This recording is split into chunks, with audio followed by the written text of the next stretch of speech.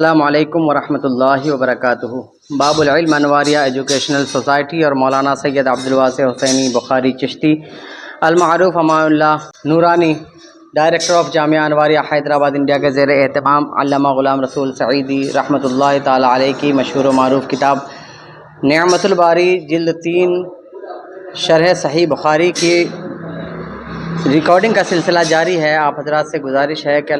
اس video کو پورا دیکھا کریں تاکہ آپ کو دین سمجھنے کا موقع ملے۔ خاص طور سے یہ کتاب الحج کا بیان چل رہا ہے، تو جو لوگ حج کے لیے جانے والے ہیں ان سے بھی گزارش ہے کہ ویڈیو دیکھیں پورا تاکہ ان کو حج کرنے کے بارے میں مکمل معلومات حاصل ہو سکے۔ حدیث نمبر 1565، حدثنا محمد بن المثنى قال حدثنا غندر قال حدثنا شعبہ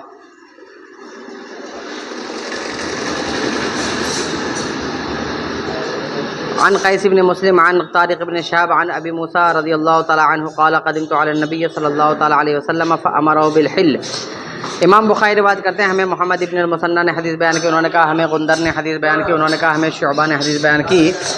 وہ قیس سے، وہ مسلم ابن طارق ابن شہاب سے روایت کرتے ہیں، وہ حضرت ابو موسیٰ اشعری رضی اللہ تعالیٰ عنہ سے روایت کرتے ہیں۔ انہوں نے بیان کیا کہ میں نبی اکرم صلی اللہ تعالیٰ علیہ وسلم کے پاس یمن سے حجۃ الوداع میں آیا، آپ نے انہیں حکم دیا کہ وہ عمرہ کر کے احرام کھول دیں۔ اس حدیث کی شرح صحیح بخاری حدیث نمبر 1559 میں گزر چکی ہے۔ حدیث نمبر 1566، حدثنا اسماعیل قال حدثني مالک تحویل سند، وحدثنا عبداللہ ابن یوسف قال اخبرنا مالک عن نافع عن ابن عمر عن حفصة رضی اللہ تعالی عنہا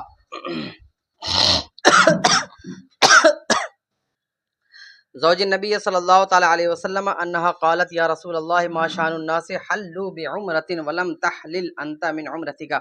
قال انی لبت رأسی وقلدت ہدی فلا احل حتی انہر۔ امام بخاری روایت کرتے ہیں ہمیں اسماعیل نے حدیث بیان کی، انہوں نے کہا مجھے امام مالک نے حدیث بیان کی تحویل سند، یعنی اس سند کی روایت دو طرح سے ہوئی ہے، اس حدیث کی روایت 2 سندوں کے ساتھ بیان کی جا رہی ہے۔ اور ہمیں عبداللہ ابن یوسف نے حدیث بیان کی، انہوں نے کہا ہمیں امام مالک نے خبر دی، وہ نافع سے، وہ حضرت ابن عمر رضی اللہ تعالی عنہما سے روایت کرتے ہیں، وہ حضرت حفصہ زوج نبی صلی اللہ تعالی علیہ وآلہ وسلم سے روایت کرتے ہیں، انہوں نے کہا یا رسول اللہ کیا وجہ ہے کہ لوگوں نے عمرہ کر کے احرام کھول دیا اور آپ نے ابھی تک عمرہ کرنے کے بعد احرام نہیں کھولا؟ آپ نے فرمایا میں نے اپنے سر کے بالوں کو چپکا لیا تھا اور اپنی قربانی کے گلے میں ہاتھ ڈال دیا تھا، تو میں جب تک نحر یعنی قربانی نہ کر لوں احرام نہیں کھولوں گا۔ نبی اکرم صلی اللہ تعالی علیہ وآلہ وسلم کے حج قران کی دلیل اور دیگر مسائل۔ علامہ بدر الدین محمود ابن احمد عینی حنفی، جن کا انتقال 855 ہجری میں ہوا، لکھتے ہیں اس حدیث سے معلوم ہوا کہ جس محرم نے یعنی جس احرام باندھنے والے نے ہدی بھیج دی ہو یعنی قربانی کا جانور بھیج دیا ہو، وہ عمرہ کرنے کے بعد احرام نہیں کھولے گا یہاں تک کہ حج کا احرام باندھ کر اس کے عمل سے فارغ ہو جائے۔ اور اس سے یہ بھی معلوم ہوا کہ وہ اس وقت تک احرام نہیں کھولے گا جب تک کہ اپنی ہدی کی قربانی یعنی اپنے جانور کی قربانی نہ کر لے، اور یہ امام اعظم ابو حنیفہ اور امام احمد کا قول ہے۔ اس حدیث میں یہ دلیل ہے کہ نبی اکرم صلی اللہ تعالی علیہ وآلہ وسلم نے حج قران کیا تھا، کیونکہ آپ نے عمرہ کرنے کے بعد احرام نہیں کھولا، اور حج تمتع میں عمرہ کرنے کے بعد احرام کھول دیا جاتا ہے، یہاں تک کہ آپ حج سے فارغ ہو گئے اس کے بعد آپ نے احرام کھولا، یعنی حج اور عمرہ دونوں کا ایک ہی احرام تھا، اس لیے آپ نے شروع میں اپنے بالوں کو چپکا کر جما لیا تھا۔ یہاں پر احرام کھولنے کا یہ مطلب کپڑا چینج کرنا نہیں ہے، کیونکہ اگر آپ احرام کی حالت میں ہیں تو بھی کپڑا یعنی احرام کا جو کپڑا ہے وہ چینج کر سکتے ہیں۔ احرام کپڑے کو نہیں کہا جاتا ہے بلکہ احرام نیت کو کہا جاتا ہے، جو ہماری نیت ایک ساتھ یعنی حج اور عمرہ کرنے کی ہے تو اس کو کہتے ہیں حج قران۔ اور اگر عمرہ کرنے کے بعد نیت یہ ہے کہ بیچ میں ہم حلال ہو جائیں، یعنی جو کام ہمارے اوپر احرام کی حالت میں منع ہے وہ بھی جائز ہو جائے، تو ایسی صورت میں اس کو کہتے ہیں حج تمتع۔ باب مذکور کے حدیث شرح صحیح مسلم جلد 3 صفحہ نمبر 454 میں پر مذکور لکھا گیا ہے کہ اس کی شرح کا عنوان ہے رسول اللہ صلی اللہ تعالی علیہ وسلم کے حج قران ہونے پر دلیل۔ حدیث نمبر 1567، حدثنا آدم قال حدثنا شعبہ قال اخبرنا ابو جمرہ نصر بن عمران الضبعی قال تمتعت فنہانی ناس فسألت ابن عباس رضی اللہ تعالی عنہما فامرنی فرأیت فی المنام کأن رجلا یقول لی حج مبرور وعمرۃ متقبلۃ فاخبرت ابن عباس فقال سنة النبی صلی اللہ تعالی علیہ وسلم فقال لي اقم عندي فاجعل لك سهما من مالي قال شعبة فقلت لما قال للرؤيا التي رأيت۔ امام بخاری روایت کرتے ہیں ہمیں آدم نے حدیث بیان کی، انہوں نے کہا ہمیں شعبہ نے حدیث بیان کی، انہوں نے کہا ہمیں ابو جمرہ نصر ابن عمران الضبعی نے خبر دی، انہوں نے کہا میں نے حج تمتع کیا تو مجھے بعض لوگوں نے منع کیا کہ حج تمتع مت کرو۔ میں نے حضرت ابن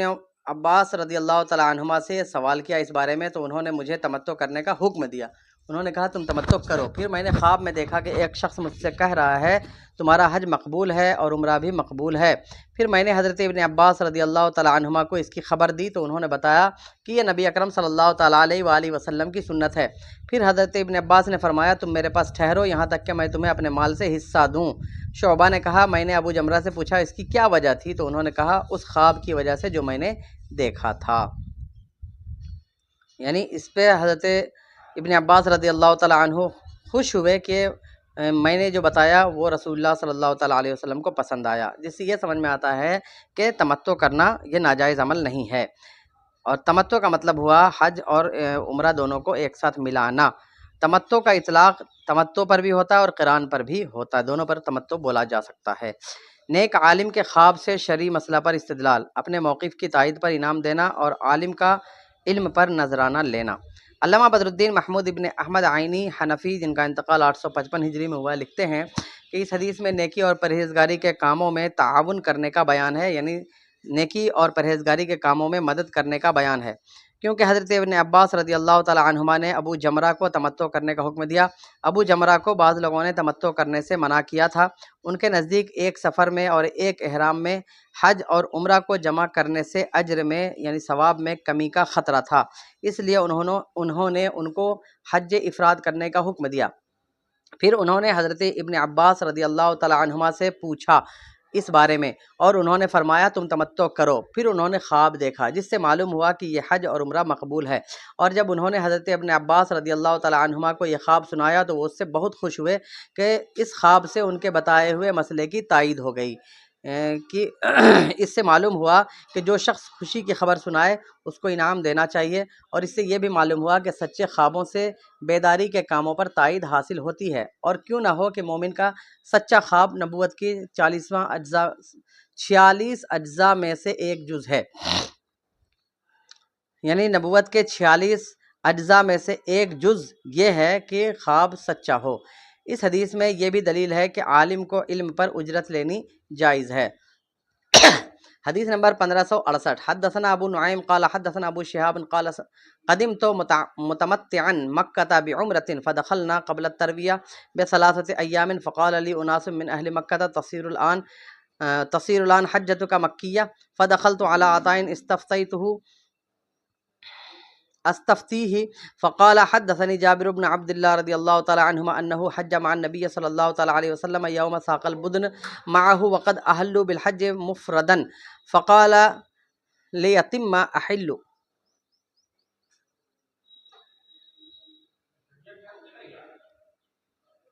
فقال لیتم احلوا من احرامکم بطواف البیت وبین الصفا والمروة وقصروا ثم اقیموا خلالا حتى اذا كان يوم الترویہ فاحلوا بالحج واجعلوا التي قدمتم بها متعة فقالوا كيف نجعلها متعة وقد سمينا الحج فقال افعلوا ما امرتكم فلولا انی سقت الهدي لفعلت مثل الذي امرتكم ولكن لا يحل مني حرام حتى يبلغ الهدي محله ففعلوا قال ابو عبد الله ابو شهاب ليس له مسند الا هذا۔ امام بخاری روایت کرتے ہیں ہمیں ابو نعیم نے حدیث بیان کی، انہوں نے کہا ہمیں ابو شہاب نے حدیث بیان کی، انہوں نے کہا میں تمتع کی حالت میں عمرہ کا احرام باندھ کر مکہ مکرمہ آیا، ہم 8 ذوالحجہ سے 3 دن پہلے مکہ پہنچے تھے۔ مجھ سے اہل مکہ کے لوگوں نے کہا، مکہ کے لوگوں نے مجھ سے کہا اب تمہارا حج مکی ہو جائے گا۔ پھر میں نے عطا کے پاس جا کر مسئلہ پوچھا، انہوں نے کہا مجھے حضرت جابر بن عبداللہ رضی اللہ تعالیٰ عنہ نے حدیث بیان کی ہے کہ انہوں نے نبی اکرم صلی اللہ تعالیٰ علیہ وسلم کے ساتھ اس دن حج کیا جس دن انہوں نے قربانی کے جانور آپ کے ساتھ روانہ کیے۔ ان لوگوں نے حج افراد کا احرام باندھا ہوا تھا تو آپ نے ان سے فرمایا تم لوگ طواف اور صفا مروہ کے درمیان سعی کر کے اپنا احرام کھول دو اور اپنے بال کاٹ لو، پھر اسی طرح بغیر احرام کے ٹھہرے رہو یہاں تک کہ جب 8 ذوالحجہ کا دن ہو تو تم حج کا احرام باندھ لینا اور اپنے پہلے طواف اور سعی کے ساتھ اس کو ملا کر حج تمتع کر لو۔ انہوں نے کہا ہم اس کو تمتع کیسے کریں، ہم نے تو احرام باندھتے وقت صرف حج افراد کی نیت کی تھی۔ آپ نے فرمایا وہی کرو جس کا میں نے حکم دیا ہے، پس اگر میں نے ہدیہ یعنی قربانی روانہ نہ کی ہوتی تو میں بھی اسی طرح کرتا جس کا میں نے تمہیں حکم دیا ہے، لیکن میں کیا کروں کہ جب تک قربانی اپنے محل یعنی مینا میں نہ پہنچ جائے تو احرام کی وجہ سے جو چیز مجھ پر حرام ہو چکی ہے وہ حلال نہیں ہو سکتی۔ تو پھر ان لوگوں نے ایسا ہی کر لیا۔ امام بخاری نے کہا ابو شہاب سے صرف یہی ایک حدیث مسند یعنی متصل مروی ہے۔ اس حدیث کی شرح صحیح بخاری حدیث نمبر 1557 میں گزر چکی ہے۔ حدیث نمبر 1569 69 حدثنا قتيبة بن سعيد قال حدثنا حجاج بن محمد الأعور عن شعبة عن عمرو بن مرة عن سعيد بن المسيب قال اختلف علي وعثمان رضي الله تعالى عنهما وهما بعسفان في المتعة فقال علي ما تريد إلى أن تنتهى عن أمر فعله النبي صلى عن أمر فعله النبي صلى الله تعالى عليه وسلم فلما رأى ذلك علي أهل بهما جميعا۔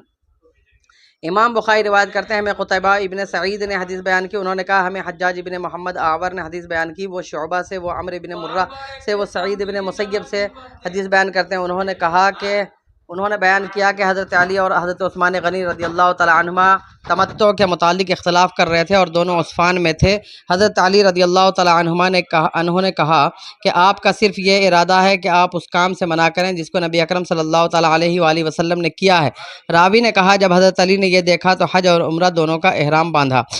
اس حدیث کی شرح صحیح بخاری حدیث نمبر 1563 میں گزر چکی ہے۔ باب نمبر 35 باب من لبى بالحج وسماه، جس نے لبیک کہتے ہوئے حج کا نام لیا۔ حدیث نمبر 1570 حدثنا مسدد قال حدثنا حماد بن زید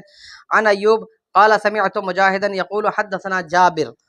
جابر بن عبد الله رضي الله تعالى عنهما قال قدمنا مع رسول الله صلى الله تعالى عليه وسلم ونحن نقول لبيك اللهم لبيك بالحج فأمرنا رسول الله صلى الله تعالى عليه وسلم فجعلناها عمرة۔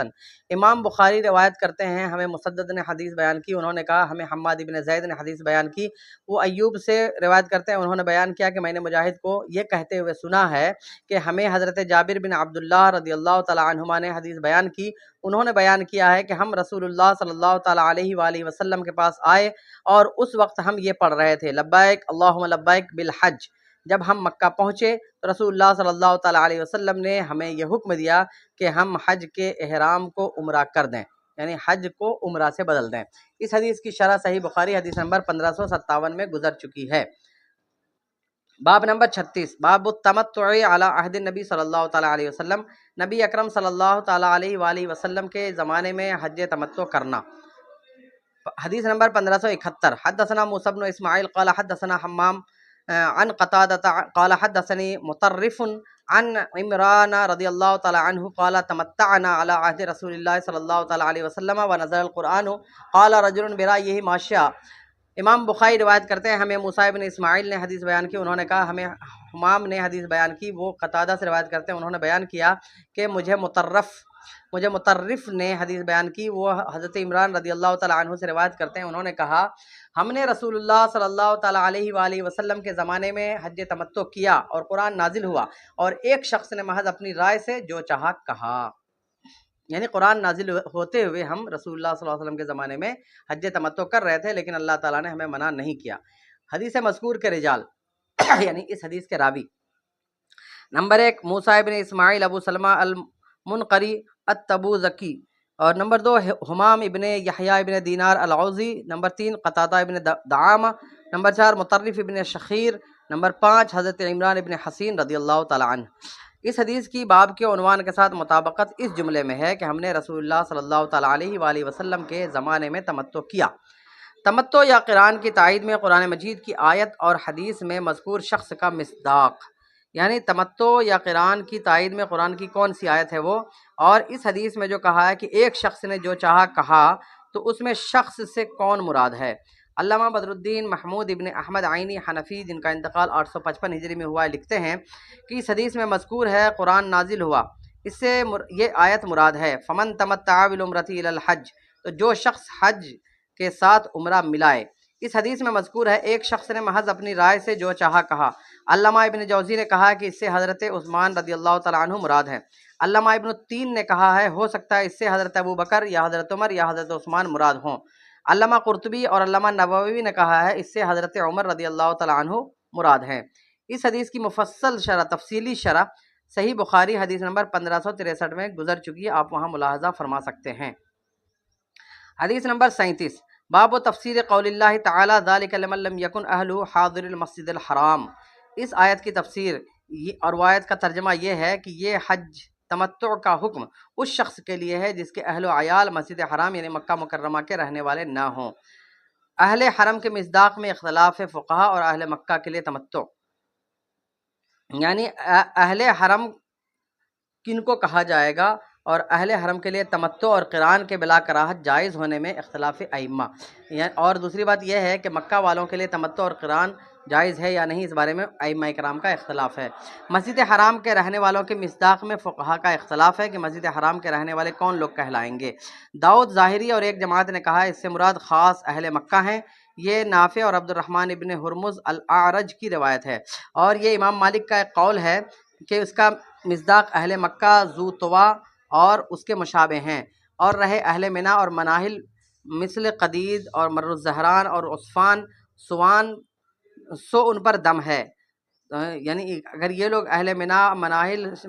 اور قدید اور مر الزہران اور عصفان کے لوگ کریں گے تو امام مالک کہتے ہیں ان پر دم لازم آئے گا۔ اور امام اعظم ابو حنیفہ کا مذہب یہ ہے کہ اس سے مراد اہل مواقیت ہیں اور جو مکہ کے پار رہتے ہیں، اور یہ عطا اور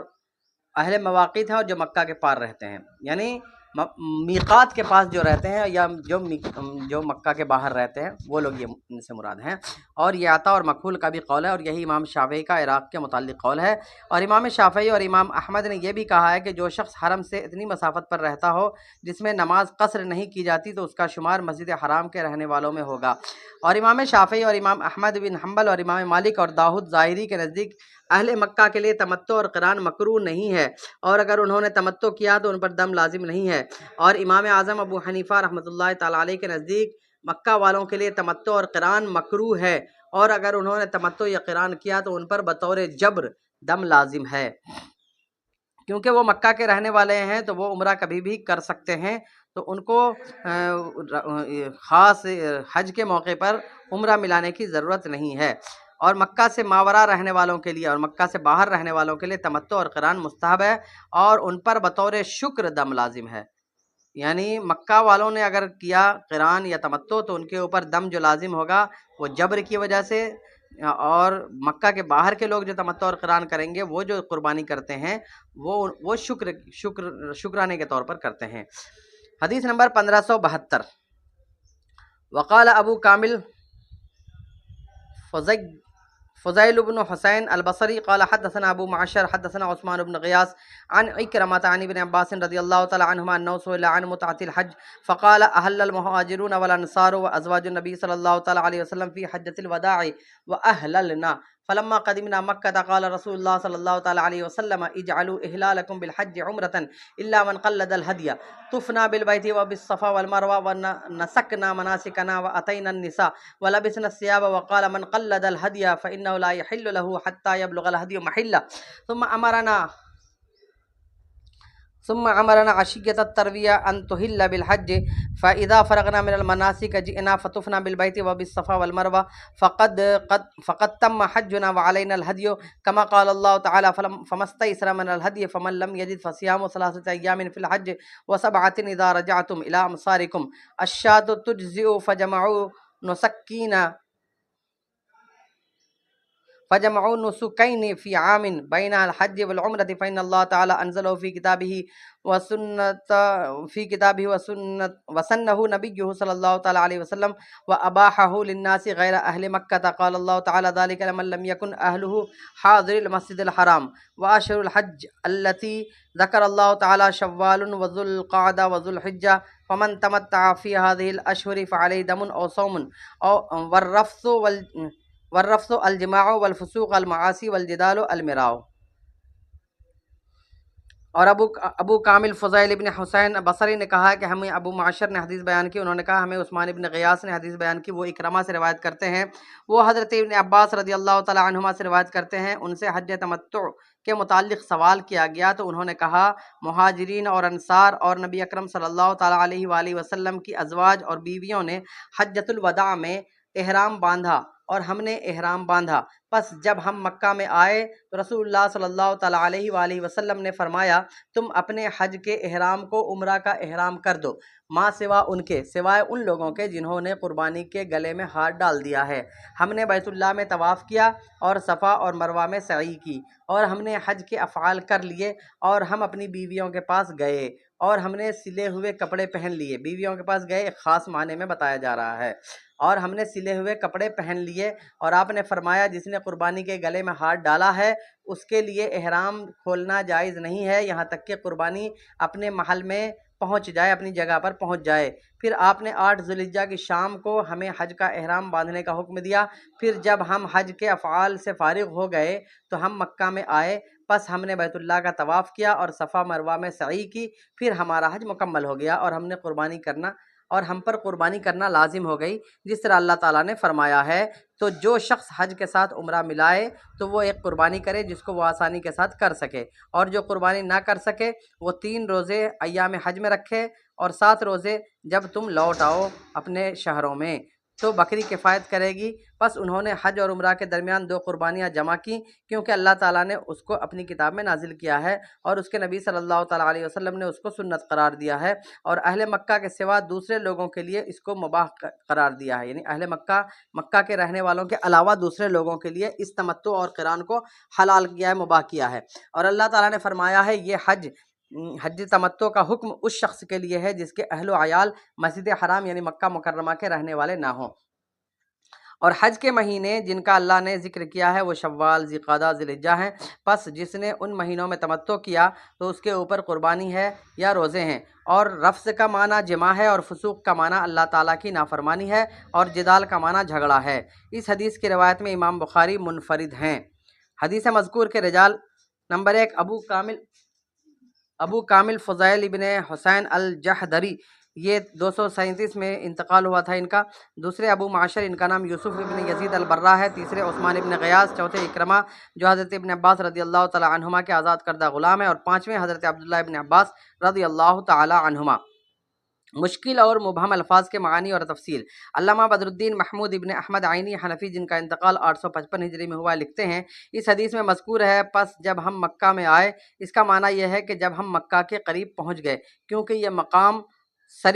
شریف کا واقعہ ہے۔ تم اپنے حج کے احرام کو عمرہ کے احرام کر دو، یہ ان سے خطاب ہے جنہوں نے حج افراد کا احرام باندھا تھا۔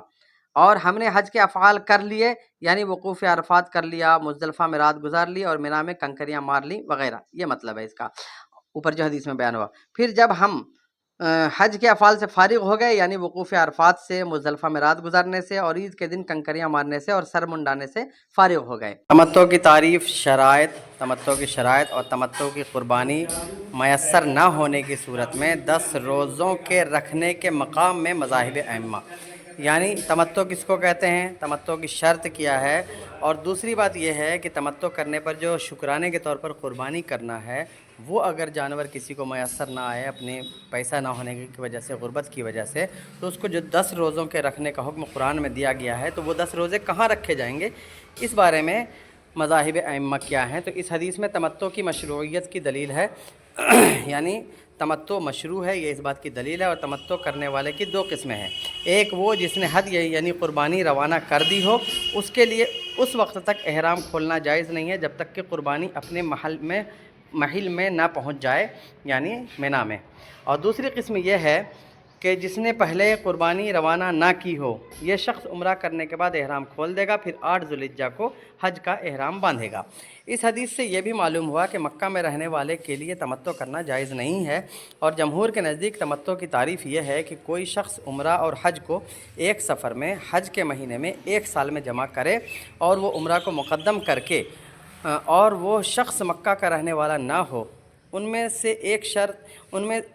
کوئی ایک شرط بھی فوت ہو گئی تو وہ شخص تمتع کرنے والا نہیں ہوگا۔ جس شخص کو قربانی میسر نہ ہو وہ حج کے دنوں میں 3 دن کے روزے رکھے گا۔ امام اعظم ابو حنیفہ رحمۃ اللہ تعالیٰ علیہ کے نزدیک افضل یہ ہے کہ وہ 7، 8 اور 9 ذوالحجہ کے روزے رکھے، یعنی 7، 8 اور 9۔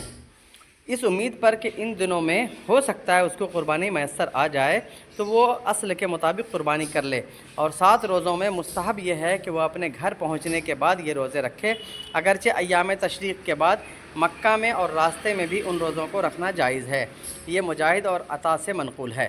امام مالک کا بھی یہی قول ہے اور ان کے نزدیک ایام تشریق میں بھی ان روزوں کا رکھنا جائز ہے۔ یہ حضرت ابن عمر اور حضرت عائشہ صدیقہ رضی اللہ تعالیٰ عنہ کا قول ہے، اور حضرت علی رضی اللہ تعالیٰ عنہ کے نزدیک یہ ناجائز ہے، کیونکہ نبی اکرم صلی اللہ تعالیٰ علیہ وآلہ وسلم نے ایام تشریق میں روزے رکھنے سے منع کیا ہے، اور ہم مذہب حنفی میں بھی یہی مانتے ہیں کہ وہ روزے ایام تشریق میں نہیں رکھے جائیں گے۔ ایام تشریق جو ہوتے ہیں وہ 9 ذی الحجہ سے لے کر کے 13 ذی الحجہ تک ہوتے ہیں، لیکن ایام تشریق میں 9 ذی الحجہ کا روزہ رکھنے کی اجازت ہے، باقی 10، 11، 12، 13 کو نہیں رکھنا ہے۔